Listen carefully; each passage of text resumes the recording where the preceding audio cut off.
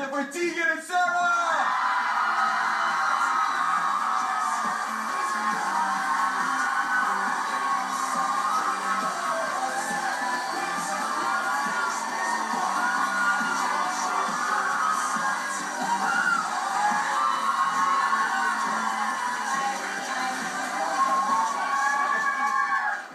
How are you guys doing? What an introduction. How are you doing? I feel like I'm at prom or something.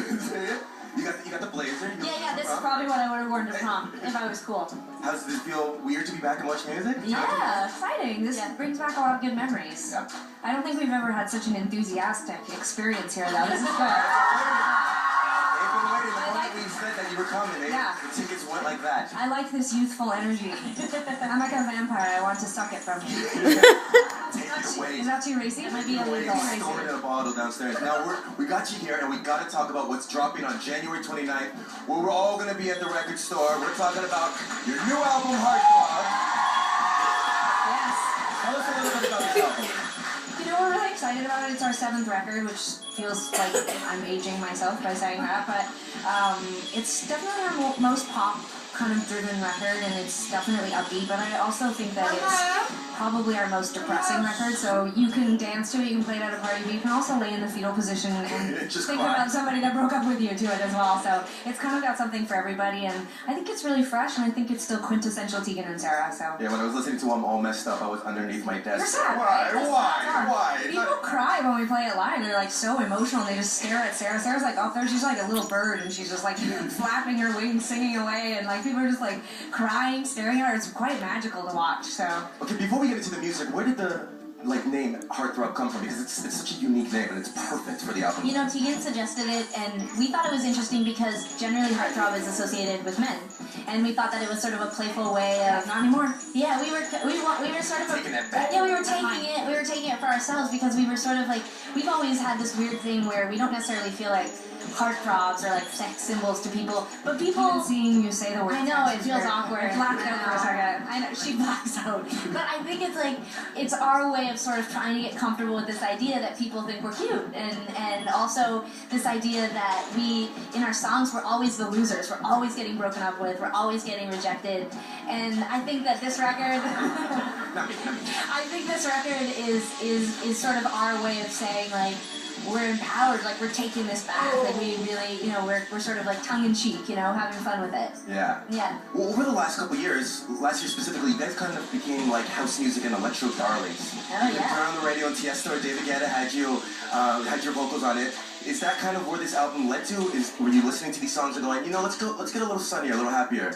Well, I mean, Sara and I, I'm sad to say it in front of so many young people, but we were born in 1980, so we grew up... We're 80s babies, Yeah, we're 80s babies, yeah. So, I mean, we grew up listening to Madonna and Pet Shop Boys and Duran Duran and Erasure and Cyndi Lauper. And so we grew up on pop music and dance music, and we've explored a lot of different sides, indie rock and indie pop, and, you know, we even had days where we were more leaning towards folk early on in our career, and I just think it's been a natural evolution. I think pop music is really cool right now. There's lots of not-so-awesome pop music, but there's some really cool stuff happening, and I think for us, we always felt like we were writing pop songs. Some of our old music, like Alligator, Back in Your Head, I think these are pop songs. We just didn't apply pop production, and I think this time we have been doing this a long time, and we thought, why not try something different and keep our audience challenged and excited? We need to be challenged and excited, you know, to keep doing this, so it was sort of a hybrid, you know, plan that we put into action. Well, it was something that you said that I read that I thought hit it spot on. You said, could I see this being played in an arena? Could I hear this on a teenager's iPod on the way to on the bus? Yeah. And you guys are kind of almost stereotyped and pigeonholed by that indie rocker vibe, and was it hard to kind of break through that? No, not really. I mean, I think if we had tried to do this at a different part in our career, it would have felt maybe not as authentic. Like, you know, we have sort of been making these natural steps towards making more upbeat music and using a lot of keyboards and programming. We both do a lot of recording at home, and a lot of times the guitar isn't the first instrument that I'm, you know, jumping towards. And then working with somebody like Greg Kirsten, who did a lot of the record, he's working on like Kylie Minogue, Kesha, Dido, like amazing stuff. And he'd also, just done the Shins record, so all over the place. Fun. Yeah, it's cool. So it's kind of like, it's a pop record, but it's sort of like Tegan and Sarah's version of a pop record, you know? We're rewriting, Yeah. what pop should be. Yeah. Okay. Yeah. We're redefining the genre here. Slow down. No, We're starting our own movement. bold. That's a bold step. Just Well, since you guys dated yourself, and it's not my bad dad if I bring it up, you guys have been doing this for 13 years, which sounds about, but that's incredible. That's a measure of success by itself. Thank you. Yeah.